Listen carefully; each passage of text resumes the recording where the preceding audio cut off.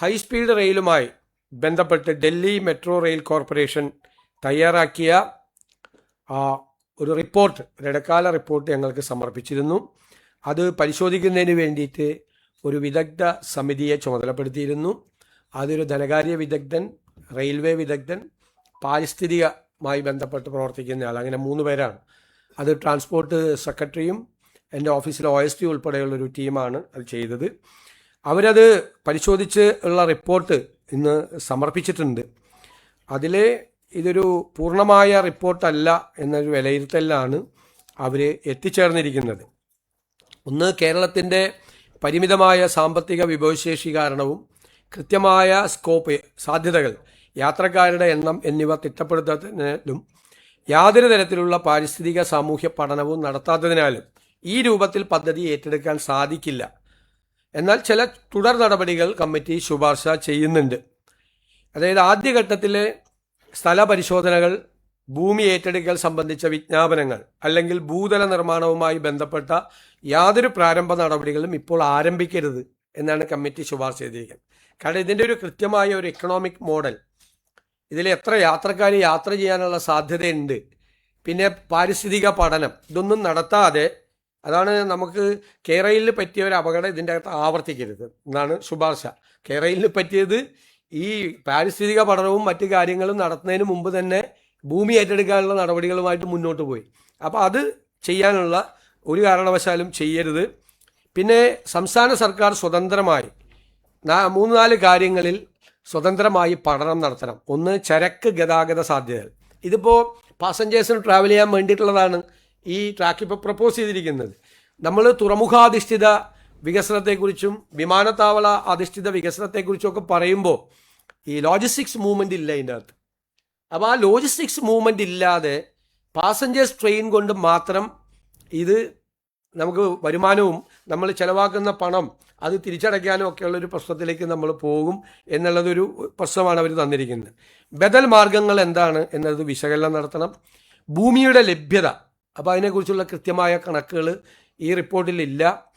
നിലവിലുള്ളതും ഭാവിയിൽ വികസിക്കപ്പെടുന്നതുമായ മെട്രോ, തുറമുഖ, ഉൾനാടൻ ജലഗതാഗത സംവിധാനങ്ങളുമായിട്ടുള്ള സംയോജനം, ഇത്തരം കാര്യങ്ങൾ പഠിക്കണം എന്നാണ് പറഞ്ഞിരിക്കുന്നത്.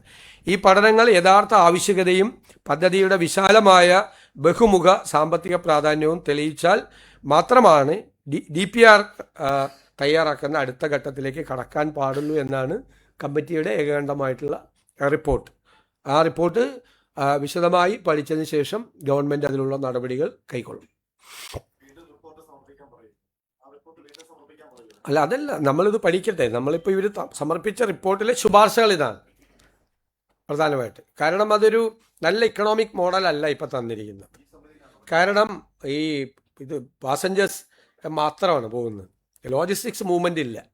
നമുക്ക് ലോജിസ്റ്റിക്സ് മൂവ്മെൻറ്റ് വേണം. നമ്മൾ കടലിൽ കൂടി ലോജിസ്റ്റിക്സ് മൂവ്മെൻറ്റ് ആലോചിക്കുന്നു, റെയിലിൽ കൂടി കൊണ്ടുപോയാൽ തന്നെ നമ്മുടെ ഈ റോഡിലെ ജനസാന്ദ്രത, ഈ വാഹനങ്ങളുടെ സാന്ദ്രത നമുക്ക് കുറയ്ക്കാൻ പറ്റും.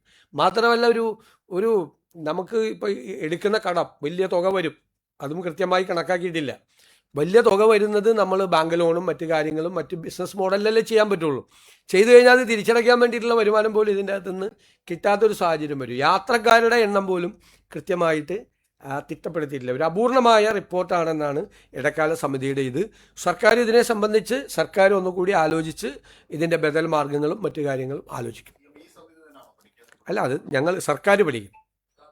അവരോട് ഈ ഡൽഹി മെട്രോ റെയിൽ കോർപ്പറേഷനോട് ഒരുപാട് കാര്യങ്ങൾ അവർ ചോദിച്ചിരുന്നു. ഈ കമ്മിറ്റിയുടെ പ്രവർത്തനത്തിൻ്റെ ഭാഗമായി അവർ ക്വസ്റ്റനെയർ അയച്ചു കൊടുക്കുകയും ഒരുപാട് കാര്യങ്ങൾ അവർ ചർച്ച ചെയ്യുകയും ചെയ്തു. പക്ഷെ അപൂർണമായൊരു റിപ്പോർട്ടാണ്. ഈ റിപ്പോർട്ടിൻ്റെ അടിസ്ഥാനത്തിൽ ഒരു തീരുമാനം ഗവൺമെൻറ് എടുക്കരുത് എന്നാണ് റെക്കമെൻഡേഷൻ. അല്ല, അതിവേഗ റെയിൽപാത സാധ്യമായ കാര്യങ്ങൾ, ഒന്ന് പാരിസ്ഥിതികമായ കാര്യം വളരെ പ്രധാനപ്പെട്ട ഒരു വിഷയമാണ്. ഒന്ന് അതിൻ്റെ സാമ്പത്തികമായ, ഞങ്ങൾ ആ 2 കാര്യത്തിനാണല്ലോ കേരളയിലിനെ എതിർത്തത്. അതൊരു എൻവയൺമെൻറ്റ് ഡിസാസ്റ്റർ ആയിരിക്കും എന്നാണ് നമ്മൾ പറഞ്ഞത്. അപ്പം ഞങ്ങളത് പറഞ്ഞിട്ട് ഞങ്ങൾ വന്ന് വേറൊരു എൻവയൺമെൻറ്റ് ഡിസാസ്റ്റർ തുടക്കം കുറിക്കാൻ പറ്റില്ല. പിന്നെ അത് കേരളത്തിൻ്റെ സമ്പദ് വ്യവസ്ഥയ്ക്ക് കാര്യമായ ആഘാതം ഏൽപ്പിക്കാതെ കേരളത്തിൻ്റെ സമ്പദ് വ്യവസ്ഥയെ കുറേ കൂടി ഉത്തേജിപ്പിക്കുന്ന തരത്തിലുള്ളൊരു പ്രോജക്റ്റ്, കേരളത്തിൻ്റെ ടോപ്പോഗ്രഫി, ജോഗ്രഫി എല്ലാം നോക്കിക്കൊണ്ടുള്ള ഒരു പ്രോജക്റ്റ് ആയിട്ട് മാത്രമേ അത് നടപ്പാവൂ.